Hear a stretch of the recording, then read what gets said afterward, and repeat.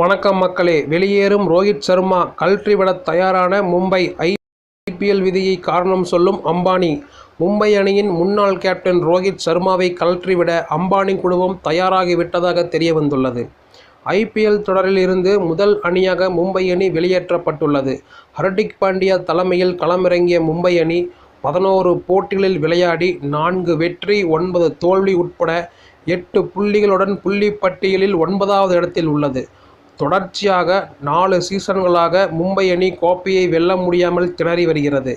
இந்த நிலையில் அடுத்த ஆண்டு ஐபிஎல் தொடருக்கு முன்பாக மெகா ஏலம் நடக்கும் என்று அறிவிக்கப்பட்டுள்ளது. இதனால் தக்க வைக்கப்படும் வீரர்களின் எண்ணிக்கையை அதிகரிக்க பல்வேறு அணிகளும் அறிவுறுத்தி வருகின்றன. ஆனால் தக்க வைக்கப்படும் வீரர்களின் எண்ணிக்கையை அதிகரித்தால் ஐபிஎல் தொடரின் சுவாரஸ்யம் குறைந்துவிடும் என்று ஐபிஎல் நிர்வாக குழு பார்க்கிறது. இதனால் கடந்த மெகா ஏலத்தில் பின்பற்றப்பட்ட 3+1 என்ற 3 இந்திய வீரர்கள் மற்றும் ஒரு வெளிநாட்டு வீரர் என்ற அளவிலேயே தொடர வாய்ப்பு இருப்பதாக பார்க்கப்படுகிறது.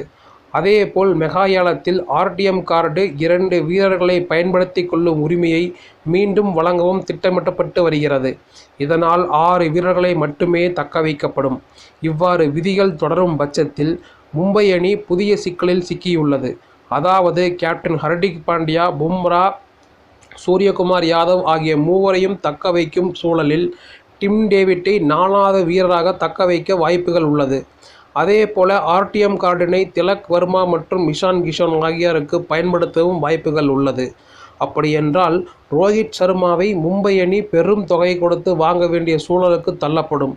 ஆனால் ரோஹித் சர்மா 37 வயதினை எட்டிவிட்டதால் அடுத்த மெகா ஏலம் வரைக்கும் நல்ல பேட்டிங் ஃபார்முடன் விளையாடுவாரா என்ற சந்தேகம் எழுந்துள்ளது.